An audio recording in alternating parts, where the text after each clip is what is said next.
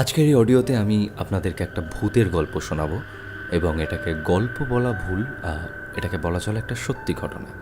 কারণ আমি যার কাছ থেকে এই ঘটনাটি শুনেছি তার বক্তব্য এটা কোনো গল্প নয়, এটা একটা সত্যিকারের ঘটে যাওয়া ঘটনা। এবং ঘটনাটা শুনে যেহেতু আমি বেশ ভয় পেয়েছি, তাই আমি ভাবলাম এই ঘটনাটা আপনাদের সাথে শেয়ার করা যাক। ভূত আছে কি নেই সেই প্রসঙ্গে আমি যাচ্ছি না, সম্পূর্ণ বিষয়টাই নির্ভর করছে আপনাদের উপর যে আপনারা বিশ্বাস করবেন নাকি করবেন না। এবং আমার মনে হয় কোনো ধরনের তর্কে না গিয়ে এই গল্পটাকে, এই ঘটনাটাকে একটা এন্টারটেনমেন্ট হিসেবে নেওয়াই আমাদের উচিত হবে।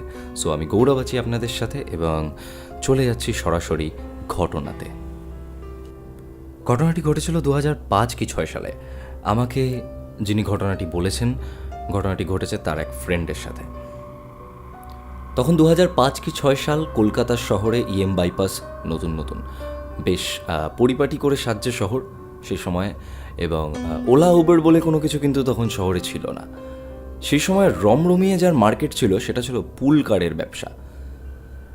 যাদের একটু পয়সা ছিল তারা বাড়িতে গাড়ি কিনে রাখতেন এবং সেই গাড়িকে ভাড়া দিতেন বিভিন্ন বিয়ে বাড়িতে, কখনো স্কুলের বাচ্চাদেরকে দিয়ে আসা নিয়ে আসাতে। প্রাইভেট গাড়ি ভাড়া খাটানোয় তখন বেশ পয়সা ছিল।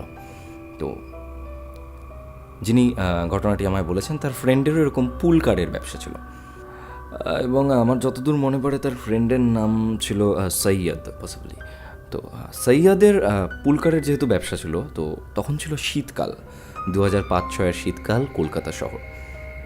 শীতকালে বিয়েবাড়িতে একটা কাজের থ্রুতে সৈয়দ গেছিল গাড়িতে করে। বরযাত্রীকে দিয়ে আসা নিয়ে আসা, গড়িয়াহাট থেকে ডিরেক্ট উল্টোডাঙা এবং উল্টোডাঙা থেকে গড়িয়াহাট, এরকম বেশ কয়েকবার ওকে যাতায়াত করতে হয়েছিল।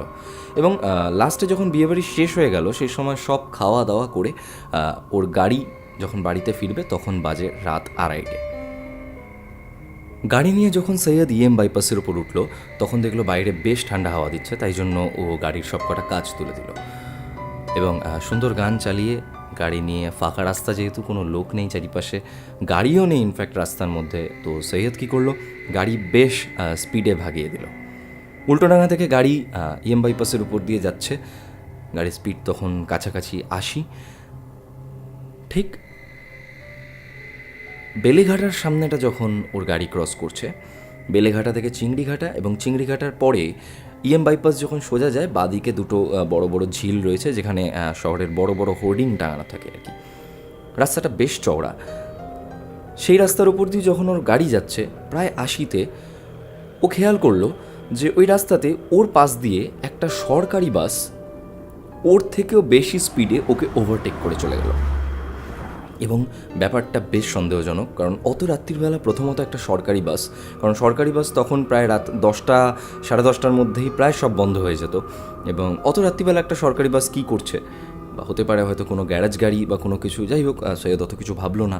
সৈয়দ খেয়াল করলো যে সরকারি বাসটা ওকে ওভারটেক করবার পর ওর সামনে বাঁদিকের লেন ধরে প্রায় ওর স্পিডের প্যারালাল বাসটা চলছে। সৈয়দ সামনে সবই দেখতে পাচ্ছিল রাস্তা, এবং ওর বাঁদিকে একটু এগিয়ে সরকারি বাসটা চলছিল ওরই সমান স্পিডে প্রায়। দূর থেকে একজন ভদ্র মহিলা এবং তার সাথে একটা ছোট্ট বাচ্চা সৈয়দ দেখতে পেল যে হাত নাড়াচ্ছে, এবং হাত নাড়িয়ে তারা সরকারি বাসটাকে দাঁড় করানোর চেষ্টা করছেন ভদ্রমহিলা। তো সৈয়দ বুঝতে পারলো যে সরকারি বাসটাকেই দাঁড় করানোর জন্য ভদ্রমহিলা হাত নাড়াচ্ছেন, কিন্তু সন্দেহ হলো এখানে যে এত রাত্রিবেলা একজন ভদ্রমহিলা এটুকুনি একটা বাচ্চাকে নিয়ে কী করছেন। ভাবতে ভাবতেই হঠাৎ করে সৈয়দ দেখতে পেল যে ওই সরকারি বাসটা দাঁড়ালো না, বরং ভদ্রমহিলা এবং বাচ্চাটাকে একদম চেপে দিয়ে চলে গেল।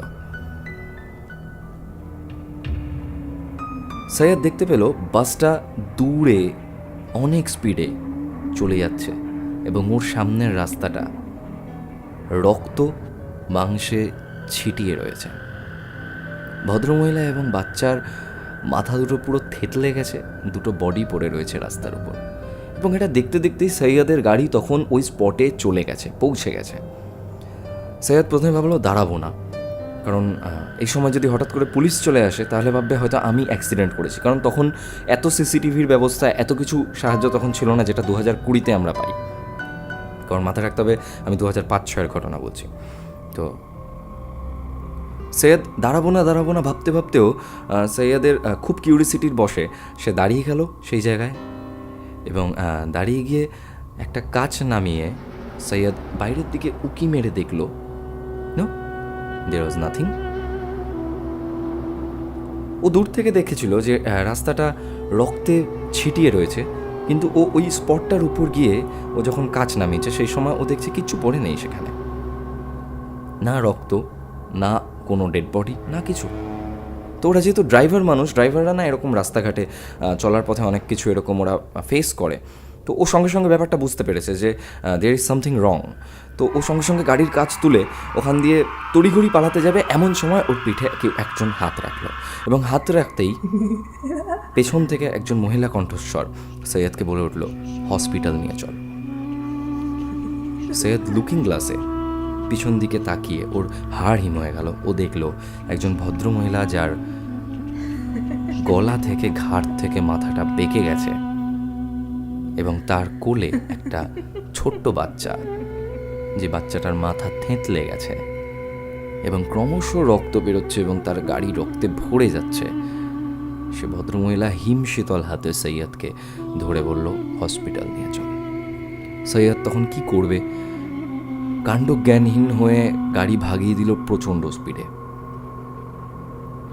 সৈয়দ গাড়ি নিয়ে ছুটছে এবং মাঝে মাঝে শুধু শুনতে পাচ্ছে পেছন থেকে কেউ একজন ওকে বলছে, হসপিটাল নিয়ে চল। প্রচুর স্পিডে গাড়ি চালানোর পর ও যখন রুবি জেনারেল হসপিটালটার সামনে এলো, সেই সময় ও হঠাৎ ফিল করলো লুকিং গ্লাসে তাকিয়ে ওর পেছনের সিটে আর কেউ বসে নেই। ইনফ্যাক্ট ওর পেছনের সিটে না কোনো রক্ত, না কোনো ডেড বডির ছাপ।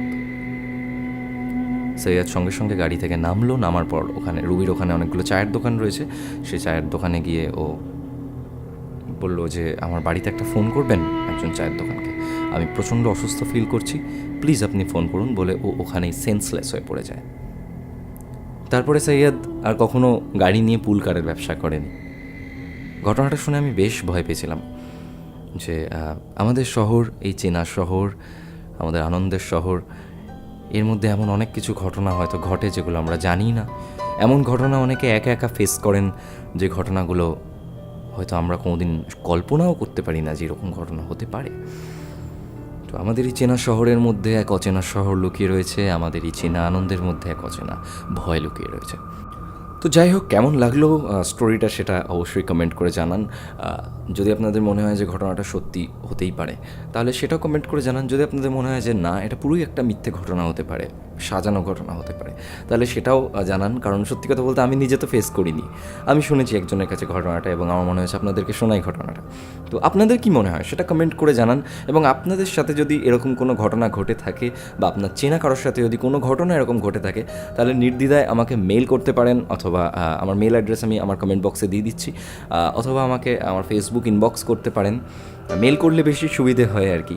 তো আমি সেগুলো দেখবো এবং পরে এরকমভাবে কোনো স্টোরি করে শোনাবো। এবং আপনারা অভয় দিলে আমি একটা ইউটিউব চ্যানেলও হয়তো খুলে ফেলতে পারি এই ঘটনাগুলোকে নিয়ে, যেখানে আমি এরকম স্টোরিজ বলবো আপনাদেরকে, একটু ভয়ের স্টোরিজ বলবো, সায়েন্স ফিকশনের স্টোরিজ বলবো।